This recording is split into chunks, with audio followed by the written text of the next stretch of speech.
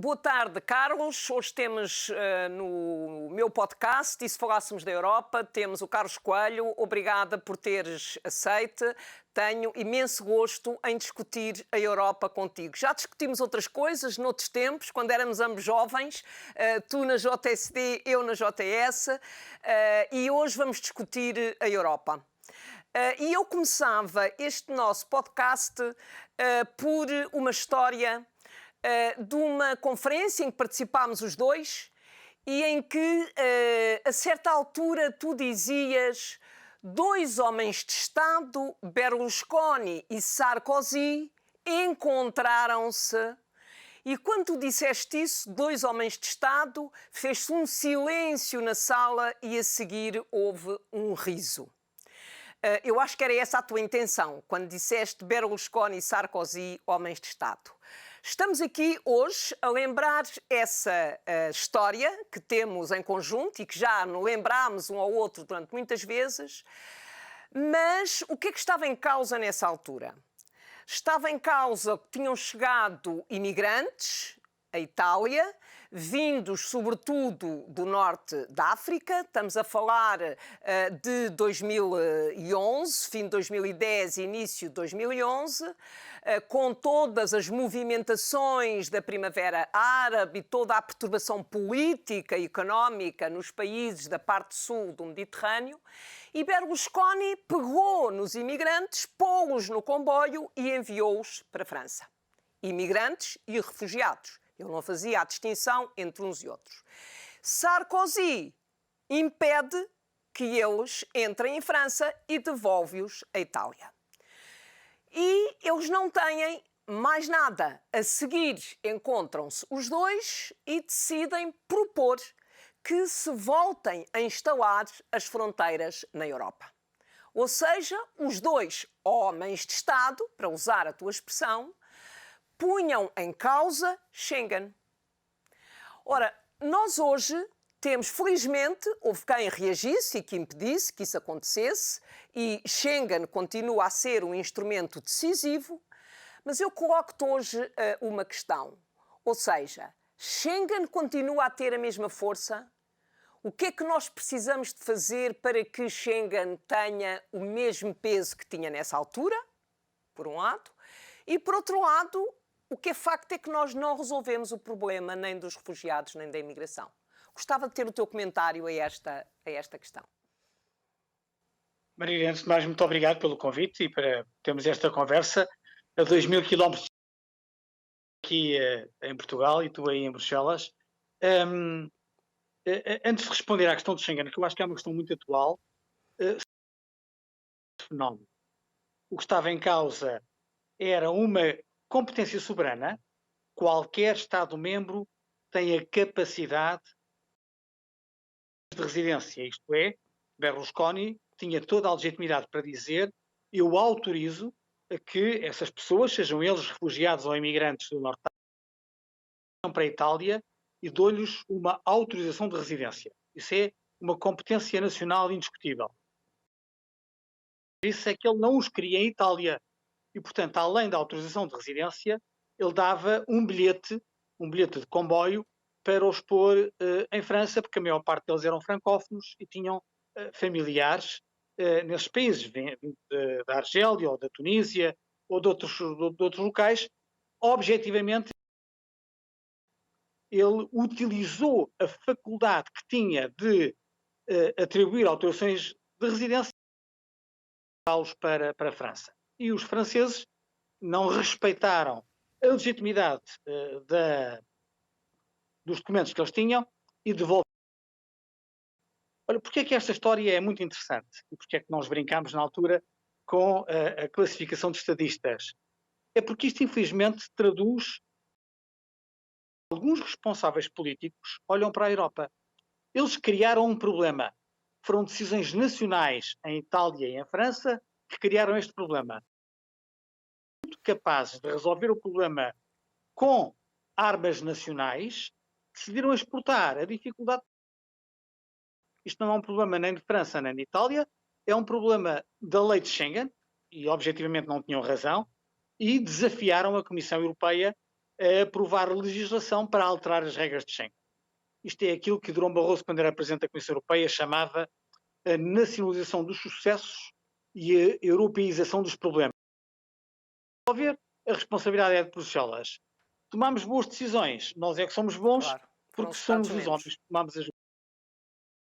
Eu acho que isso é a abordagem negativa, mas que muitos dos nossos cidadãos têm como razoável, porque é isso que aparece muitas vezes na comunicação nacional, na comunicação e naquilo que são as narrativas dos poderes constituídos em diferentes Estados-membros. Que, aliás, é uma atitude que prevalece. É uma atitude que ainda hoje tens, a nacionalização dos insucessos. Marina, infelizmente, continua e eu não sei se vai terminar, porque é mais fácil para qualquer dirigente político dizer se as coisas são boas, eu fui o responsável, se as coisas estão más, o responsável foram os outros. Não é?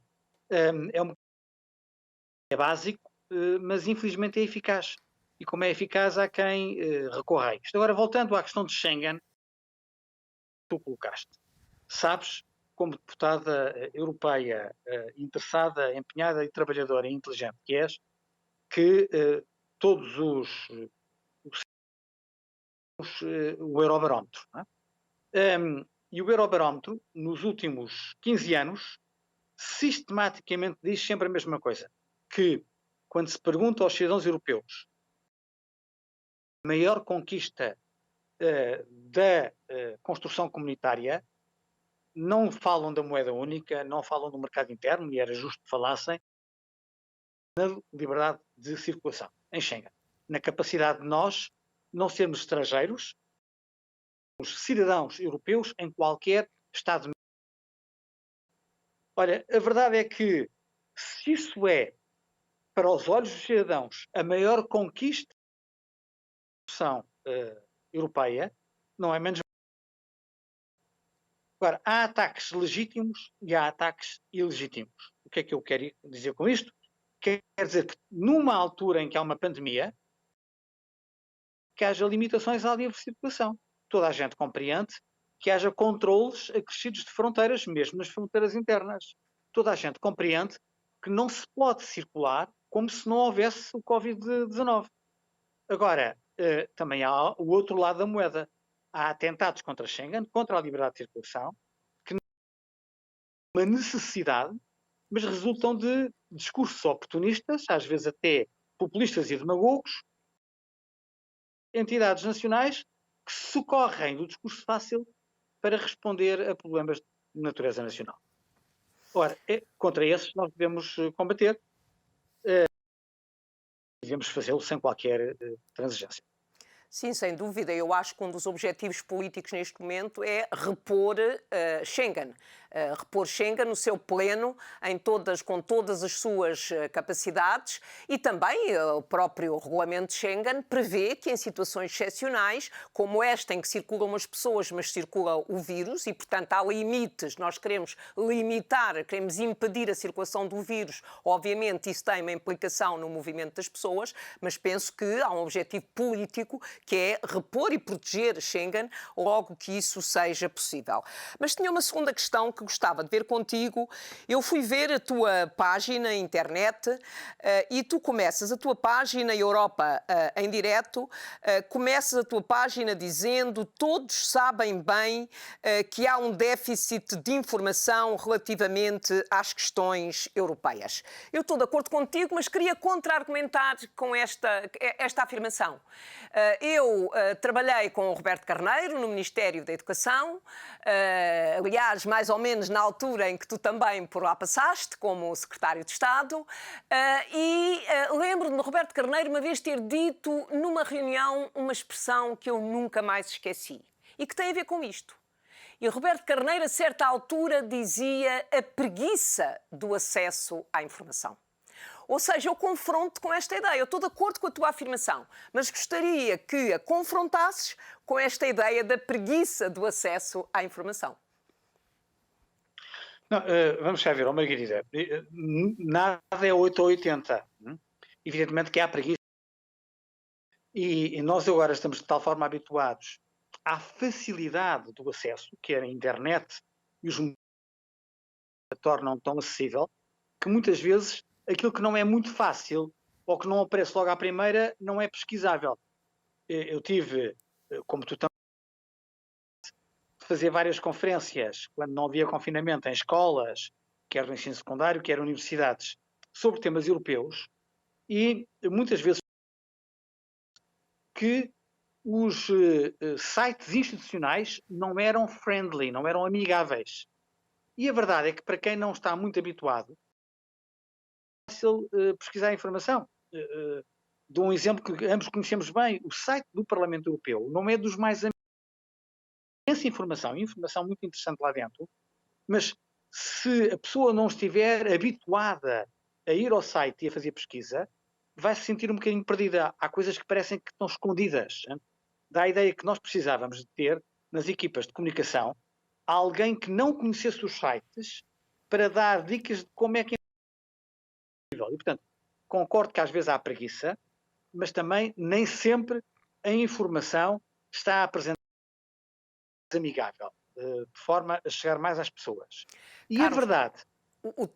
este podcast contigo vai passar na semana seguinte ao podcast com o Diretor-Geral de Comunicação desta Casa, com o Diretor-Geral de Comunicação do Parlamento Europeu, que eu convidei e que esteve aqui comigo exatamente a gravar um podcast. É pena não ter sido ao contrário para nós podermos deixar essas ideias. Estes desafios. Mas eu acho que há muito a fazer nesta capacidade de comunicação. Margarida, tu tens falado com muita gente. Tenho a certeza que tens o mesmo diagnóstico. Sim, sim. Há em muitos de nossos concidadãos a ideia de que é um divórcio, que aquilo a Europa é lá deles, é do outro lado. A ideia de que Portugal é uma coisa e a Europa é outra. A ideia de que estamos perante realidades diferentes, mundos diferentes. E isto tem a ver com a circunstância também, não exclusiva, é escassa. Quando eu lancei pela primeira vez aquela ideia do dicionário de termos europeu, havia palavras que tinham significados diferentes. Será? Nacionalizar. Nacionalizar em Portugal significa a apropriação pela parte do Estado de bens, de empresas, de património que estavam em mãos privadas. Na Europa, como sabes bem, nacionalizar significa devolver aos Estados responsabilidades que estavam no domínio europeu. Portanto, não tem nada a ver com o termo em Portugal.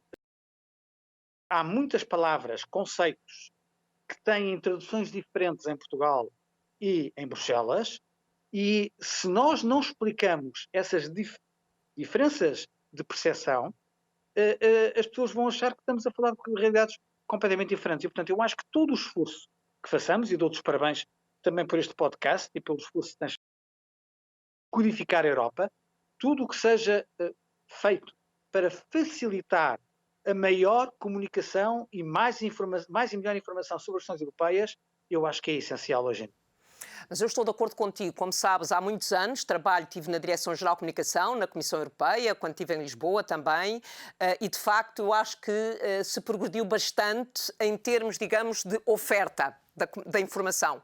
Mas sabemos que o problema não é apenas um problema da oferta, é também um problema digamos, da facilidade com que as pessoas podem aceder à informação, e tu levantaste aí uma questão muito interessante.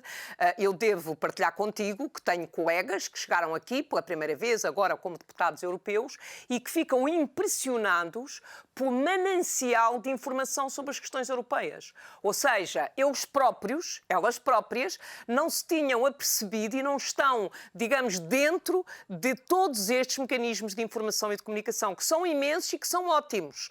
Eu acho que a grande dificuldade está, e de facto, o facto de existirem permite que não haja uma mediação com os cidadãos, e que os cidadãos possam aceder livremente a toda essa informação, mas de facto falta essa, digamos, orientação para grupos específicos que se possam interessar, e sem dúvida as escolas e o debate nas escolas hoje é muito importante. Eu devo dizer que fiquei muito satisfeita que num destes programas, não direi da telescola, porque já não se chama telescola, mas das aulas online, percebi que havia vários programas sobre questões europeias, que eu, aliás, estive a ver desde o início, estive a visualizá-los e têm uma abordagem muito interessante sobre as questões europeias.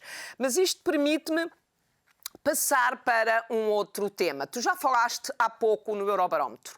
Hoje mesmo foi divulgado um Eurobarómetro específico sobre a Conferência sobre o Futuro da Europa, que é amanhã. O primeiro-ministro português virá ao Parlamento Europeu assinar, digamos, a proclamação que criará a Conferência sobre o Futuro da Europa e, portanto, será uma prioridade política que os cidadãos serão chamados a participar, mas para isso precisam de ter, digamos, um interesse e um conhecimento para se sentirem mobilizados para este debate. Mas o Eurobarómetro divulgado diz exatamente que há 51% dos cidadãos que estão dispostos a participar na Conferência sobre o Futuro da Europa, no debate sobre o futuro da Europa. 3 sobre 4, ou melhor, 3 em cada 4 europeus consideram que a Conferência sobre o Futuro da Europa terá um impacto positivo na democracia europeia. 92% acham que a sua voz deve ser mais ouvida. E, portanto, exatamente na linha do que estávamos a conversar, e 6 em cada 10 consideram que a crise pensaram no futuro da Europa durante a crise. E acho que este número é muito interessante. Significa que as pessoas se questionaram sobre o futuro da Europa. Felizmente, a Europa tem dado uma resposta, quer em termos económicos, quer em termos sanitários, com o programa de vacinas, que obviamente pode ser melhorado, mas tem havido essa resposta. Mas a minha questão era exatamente esta, ou seja, passar da informação para a participação. Se nós queremos que os cidadãos participem no debate sobre o futuro da Europa, tem que haver uma capacidade de os mobilizar para esse debate. Quando olhamos para estes números, sentimos um efeito positivo. Podemos ficar otimistas, mas também sabemos que os números não chegam. Portanto, o que eu gostava de ter era a reação da tua parte. O que é que tu sugeres? Que estratégias desenvolver para que estes números se transformem numa efetiva participação política? Bem, antes de mais, deixa-me dizer que concordo em absoluto com a tua análise. Eu não tenho dúvida que as pessoas querem participar. A questão é de saber se depois são capazes de transformar em atos, em realizações, essa vontade de participação. Até porque nós estamos numa sociedade muito... Nós, numa rede social, fazemos um comentário e, ato imediato, vemos as pessoas a reagirem, a gostar ou não gostar, mas, portanto, há a percepção de que vivemos em que uma ação corresponde a uma reação. Olha, isso não é verdade com o debate sobre o futuro da Europa. O debate sobre o futuro da Europa vai-se arrastar, não vamos ter dúvidas nenhumas sobre isso. O projeto de alteração dos tratados que tivemos, como sabes, foi o Tratado de Lisboa, que deu sequência ao Tratado Constitucional. Nós demorámos 10 anos para sanção aos tratados. A pergunta é, desta vez, podemos ser mais rápidos? Talvez. Não acredito que se... É possível manter na opinião pública de forma alargada e intensiva durante 10 anos o entusiasmo pela... É esquecer. Isso não vai acontecer. E neste momento eu creio e receio que as pessoas estejam demasiado preocupadas com a pandemia e com as questões de saúde.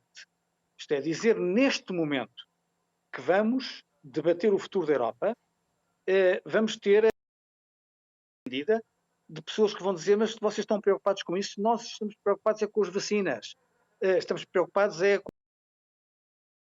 com o retomar da atividade económica.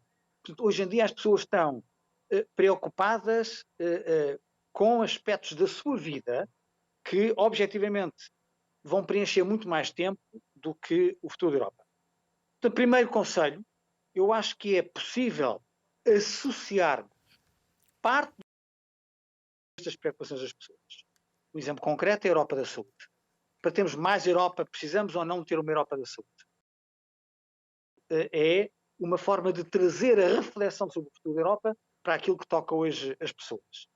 E acho que é fundamental nós despolitizar o debate. Despolitizamos, vamos ser claros, o debate da Europa é um debate muito centrado nas elites políticas, porque são aquelas que têm a percepção mais aguda da necessidade desta participação, de pôr as entidades da sociedade civil, e há muitas, desde que nós consigamos encontrar fórmulas de suscitar a participação dessas associações das pessoas.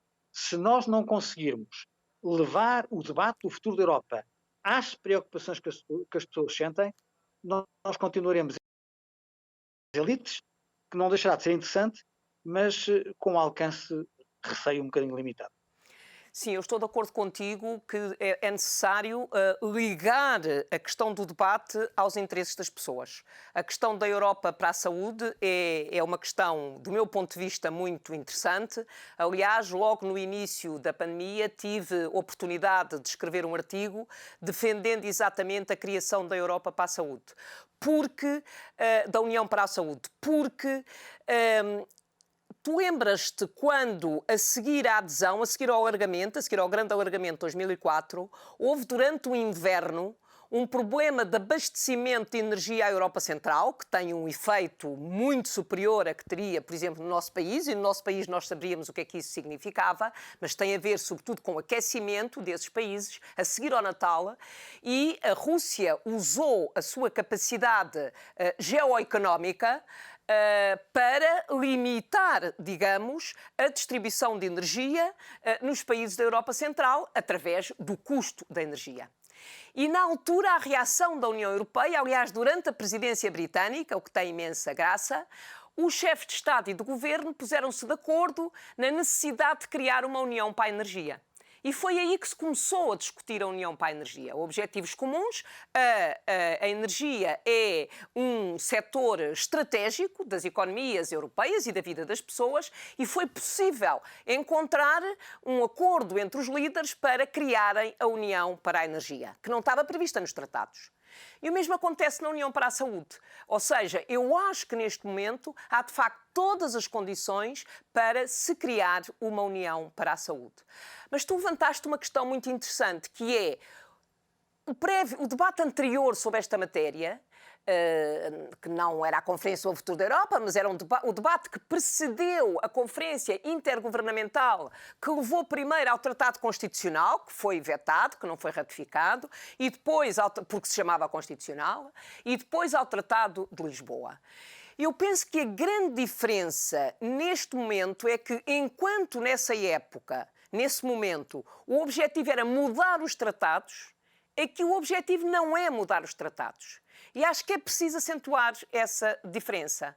Pelo seguinte, porque eu acho que a última coisa que os cidadãos queriam discutir agora era o debate sobre a modificação dos tratados. É por isso que eu acho que tens imensa razão. Ou seja, nós conseguiremos fazer esse debate se formos orientando esse debate para aquilo que são as expectativas e o interesse que os cidadãos veem na União Europeia, se a União Europeia tem capacidade para os proteger. Eu acho que o debate deve ser orientado nesse sentido. Até porque o próprio Tratado de Lisboa já, digamos, abriu portas que nós próprios ainda não explorámos, ou seja, o Tratado de Lisboa ainda tem potencialidades. Eu percebi que tu ias reagir, é mais difícil interagir quando está online. Oh, Margarida, não, eu concordo contigo, mas a questão é, europeísta como és, concordarás com certeza que a eficácia à nossa Europa comum é muito difícil conceber isso sem uma alteração de tratados. Ou seja, a ideia é que nós precisamos de mais Europa obrigará a maior capacidade de decisão, sobretudo a maior rapidez na decisão. E não é possível ter mais velocidade de reação. Nós somos 27 Estados-membros, não somos 12. Quando Portugal entrou na União Europeia, na altura nas comunidades, era mais fácil gerir isso. Agora, com 27, a máquina é toda mais lenta, e tu sabes isso bem, até por dentro, trabalhaste na Comissão Europeia. Eu concordo contigo que é possível discutirmos o futuro da Europa sem ser necessariamente discutir os... Mas, para ser sincero, para fazer um discurso que não é um discurso de sombras, eu acho que nós não podemos oferecer uma Europa mais ativa, mais enérgica, mais eficaz aos cidadãos, sem mudar mecanismos de decisão. Isso obriga a mexer nos tratados, infelizmente. Os mecanismos de decisão, tu ainda tens um mecanismo no tratado que ainda não explorámos até ao fim, as chamadas passarela, que é passar da unanimidade para a maioria. Mas há uma coisa que eu gostaria, já não é do teu tempo, mas que eu gostaria de dizer, que aquelas decisões que nós estamos habituados a demorarem 3 meses, 4 meses, 6 meses aqui no Parlamento Europeu, nós tomamos nesta fase em 48 horas ou em 3 ou 4 dias. Porque era necessário, estou a falar, por exemplo, das mudanças orçamentais, das transferências orçamentais, do uso da flexibilidade, para que a União Europeia pudesse responder no imediato, de um dia para o outro. E, de facto, foi impressionante a capacidade de decisão e, sobretudo, o Parlamento, que, como sabes, normalmente são decisões complexas e lentas, e foi possível tomar essas decisões em tempo recorde. Eu acho que isso, se for essa a conclusão no final da Conferência sobre o Futuro da Europa, que é preciso haver modificações nos tratados, se for essa a decisão, pois será essa a decisão, mas penso que partir do pressuposto que é aí que se quer chegar, eu acho que limita um pouco o debate. Estou mais de acordo com a tua primeira ideia, que é orientar o debate para temas que podem interessar os cidadãos e, ao mesmo tempo, explorar a questão da passagem das maiorias, da unanimidade para as maiorias. É ainda uma exploração que nós podemos fazer. Mas, Carlos, bom, chegámos ao fim da nossa conversa e queria, mais uma vez, agradecer-te teres participado no podcast E se Falássemos da Europa, porque tu és um homem que conheces bem a Europa, porque estiveste nesta casa durante muitos anos e porque sei que a Europa é, digamos, a construção europeia é uma coisa em que ainda te sentes implicado, daí que tenhas criado esta página, que já criaste antes, mas continuas a alimentar esta página com o debate sobre a Europa. Muito obrigada, Carlos. Muito obrigado pelo convite, por esta causa comum que é a Europa. Ok, obrigada.